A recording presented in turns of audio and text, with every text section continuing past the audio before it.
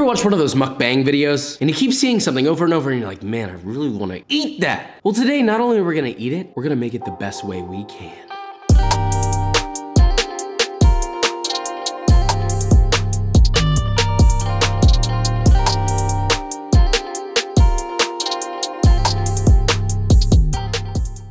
We're in a different spot, it's okay. But if you've ever had yourself a low country bowl, then you know that that process is so heckin' messy. That's where today's sponsor, KitchenAid, comes in with its FreeFlex third rack dishwasher. Aptly named for its third rack, giving more of your dishes a proper place. Wash my dishes for me. They're able to hold more room on top, saving space for below. It's actually the largest third rack available. Are they magicians? No. Just, you know, good engineers. Honest review, I've had it for 2 months and genuinely the best dishwasher I've ever used. It's true, but before we even use it, I think we need to actually cook something. Shall we? Now, you may not be on the bayou, but you sure can make your house smell like it. First, we're gonna make what I'm calling Josh's Holy Boil seasoning. That's holy boil, by the way. In a medium-sized bowl, add 1/3 cup of smoked paprika, 3/4 cup of Old Bay seasoning, 3 tablespoons of ground cayenne, 2 tablespoons of mustard powder, 3.5 tablespoons of kosher salt, 2 tablespoons of sugar, 3 tablespoons of fresh ground black pepper, and 1 tablespoon of coriander seeds that have been lightly toasted and ground finely. I used a mortar and pestle to grind mine. And finally, 2 teaspoons of dried thyme, which I like to crush in between my fingers to get it even finer. Now give that some whiskey business until thoroughly combined, and that is your incredible seasoning. Now before we get our low country ball going, let's make some spicy Cajun butter. You want this, trust me. Don't skip or papa no kiss you ever. In a medium-sized sauce pot, add 1 pound of unsalted butter, aggressively, I suppose. Heat that over medium heat, and let that chonky boy melt down until completely melted. Then add 12 cloves of garlic, yes, 12 cloves, that have been peeled, crushed, and minced. Let that cook for about 2 to 3 minutes, stirring often, or until the garlic is very soft. Then add 3 tablespoons of my holy boil seasoning, 1 tablespoon of smoked paprika, and 2 tablespoons of Old Bay seasoning.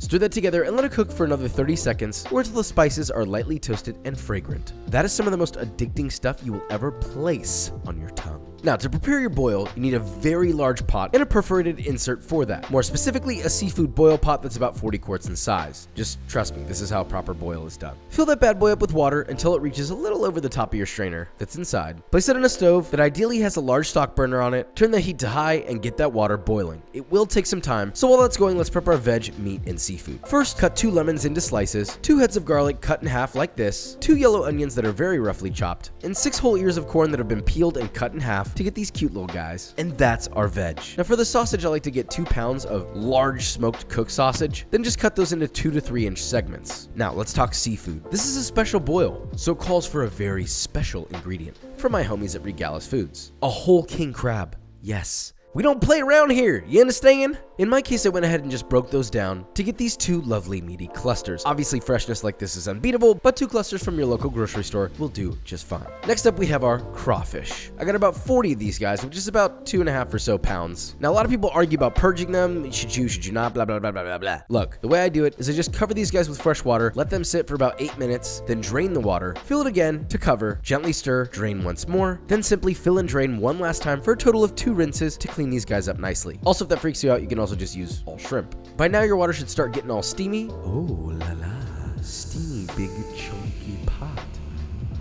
Go ahead and add your sliced lemons. Be sure to burn Vikram by accident. Oops. Your rough chopped onions, optionally 1 tablespoon of handashi, and 1 cup of shiradashi, which is also optional. Your garlic, 5 bay leaves, then using a paddle if you're a true bayou man. Give that a gentle stir, then add all of your holy boil seasoning. Give that a thorough stir, taste and season it to adjust salt levels if needed. Oh, also don't forget 2 tablespoons of crystal hot sauce for that extra kaplyow. Once that reaches a rolling boil, add 15 whole red potatoes to the pot. Let that cook for 10 to 15 minutes or till the potatoes are just almost cooked through, but not quite yet. If you fully cook them, they'll be mushed later. Once your potatoes are almost ready, add in your sausage, give that a good stir. From there, you're gonna add 2 to 3 pounds of crawfish, 2 clusters of king crab legs, 2.5 pounds of head-on shrimp. These are tiger shrimp. Again, like I said before, if you don't want your crawfish, you could do all shrimp, which would total out to about 5 to 6 pounds of shrimp. Give that a very gentle stir to make sure everything is evenly distributed in your fatty pot. Optionally, you can cover the pot, then lightly reduce the temperature and let it gently boil for 10 minutes. At this point, your entire home should smell like angel tears, and as soon as that 10 minutes is up, immediately turn off the heat and add your corn. Gently stir once more and let the corn sit for 5 minutes or until it's nice and hot. No mushy corn, please. I'm sick of it. Please do it this way. Now, for the moment of truth. Get yourself an innocent table. Cover it with butcher paper or newspapers. Carefully lift up and drain your boil out of its liquid, and taking great care, dump and spread it all over your table. Yes, this is the only way to do it justice. Now for your piece de resistance. Get that lovely butter you made early. Melt it and hot again, if needed. Then smother your incredible boil with it. Get artistic, sling it, slang it, but be sure to leave a good amount of it on the side for people to get a little ramekin and drizzle it on every bite of goodness. Then all you need to do is snap, crack, and pull out some juicy crab, douse it in butter, eat, live, laugh, and stuff yourself until you're physically ill. Oh, and enjoy. The famous little man doing a little dance. Corn, potatoes, sausage, and I tossed in a little bit of these guys who's a little messy. It's all good, it's all beautiful, it's all ready to eat. If you've never done this before, I highly recommend it. Whenever the pandemic is finished having its fun, you can do this with your family, your friends, and get together and enjoy a beautiful meal together. Or you can eat it by yourself. There's no one right way to eat this, although there is a specific way to eat a crawfish. Get a crawfish.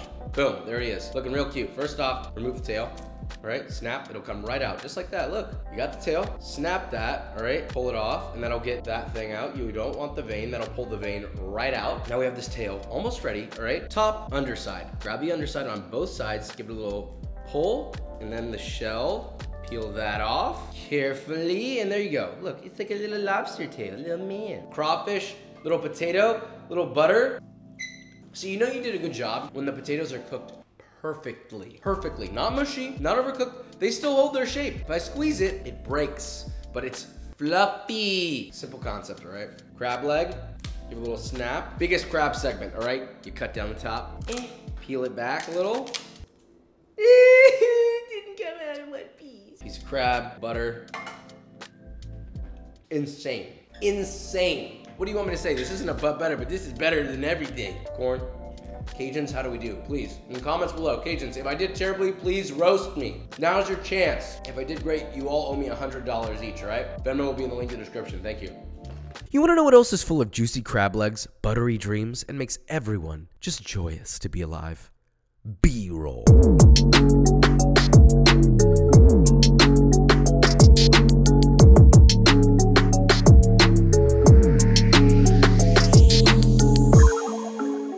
Guys, and that is it. So thank you again to KitchenAid for sponsoring this video. That free Flex third rack dishwasher genuinely is amazing. I've had it for 2 months now. I've been using it regularly, and to be honest, my genuine review is it is life-changing. It has made my life easier. It's made TJ's life easier. Anybody who washes a lot of dishes, this is for you. If you need an extra third rack and you want an easier time washing your dishes, you won't be sorry. Let's talk about this Cajun seafood boil. Big win. You can change a lot of variables in this. If you want to add other kinds of seafood, you absolutely can. If you want to add a different kind of sausage, you absolutely can. Maybe you add some other vegetables, I don't know, Brussels sprouts, whatever you like. That is the beauty of a Cajun seafood boil. It's supposed to bring people together. It should make a lot of food. It should be relatively simple to make, but the flavor should be bop, bop, bop, bop, bop, bop. You know how people are always talking about how we don't season our food? All right, it's time. Season your food. Anyway, with all that said, if you enjoyed this video or you learned something, leave a like, subscribe, and I will see you next time.